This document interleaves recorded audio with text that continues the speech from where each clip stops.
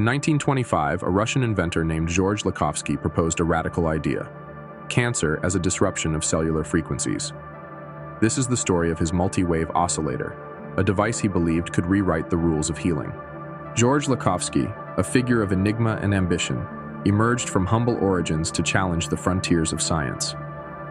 Born on August 17, 1869, in the Russian Empire, near Minsk, in what is now Belarus, his life would weave a tapestry of invention and controversy across continents. Little is known of his early years, but by the late 19th century, Lakhovsky's intellect drew him to engineering and the burgeoning world of electricity. Fleeing political unrest, he settled in Paris around 1894, immersing himself in the city's vibrant scientific circles. There, he honed his skills, earning a degree in electrical engineering and delving into the mysteries of radio waves, a passion that would define his later work. By the 1920s, he had turned his gaze inward, blending physics with biology to theorize that life itself was a matter of cellular vibrations. Lakhovsky theorized that every cell functions as a miniature receiver, its chromosomes vibrating at a unique frequency, attuned to a natural cosmic rhythm. Disease, such as cancer, emerges when external forces, chemicals, bacteria, or celestial interference, throw these vibrations into discord. His solution was a machine emitting a wide range of ultra-high frequency waves, from 750 kilohertz to billions of cycles per second, designed to restore cellular harmony. His experiments began in 1923 at a Paris hospital, Salpêtrière. Using a basic shortwave apparatus, operating at a 2-meter wavelength with 150 volts, he targeted plants infected with a tumor-inducing bacterium. After daily 3-hour treatments for 2 weeks, the tumors shrank, while untreated plants succumbed. By July 1924, Lakhovsky turned to human subjects, patients with advanced cancer deemed beyond hope. Some bore facial tumors, others suffered from uterine growths. Positioned between transmitter plates, they underwent 3-hour sessions 3 times weekly. Within weeks, tumors began to soften. After 2 months, some disappeared entirely, with patients regaining weight and vitality. Photographs reportedly captured one woman's facial tumor, a mass the size of a golf ball, fading away. Lakhovsky proposed that cancerous cells vibrate at a slower rate than healthy ones. His multi-wave oscillator, he argued, amplified the oscillations of normal cells, enabling them to overpower and eliminate the diseased ones, without surgery or medication. He envisioned a future where precise frequencies could target any pathogen or growth, though at this stage, his approach relied on broadcasting a broad spectrum rather than pinpointing specific wavelengths. In the early 1930s, Georges Lakhovsky formalized his vision of cellular harmony through a groundbreaking invention.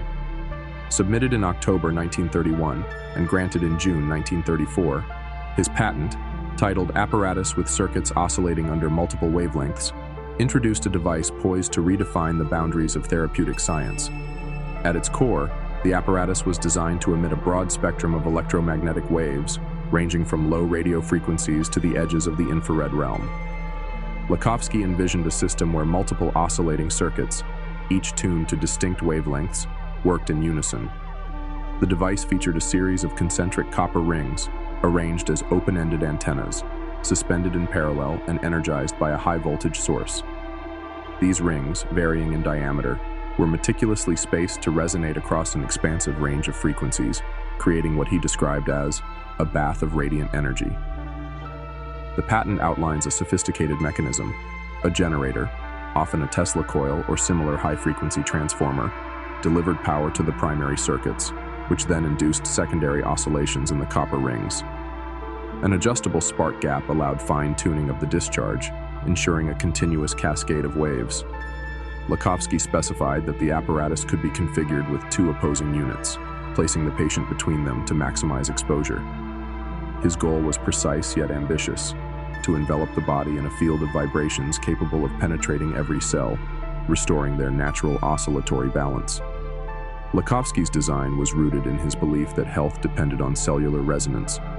By exposing the body to this multiplicity of wavelengths, simultaneously targeting frequencies from thousands to billions of cycles per second, he posited that disrupted cells could be realigned with their inherent rhythms. The patent makes no modest claims. It suggests applications for treating a range of ailments, from chronic diseases to cellular degeneration, by harnessing what he saw as a universal principle of life itself.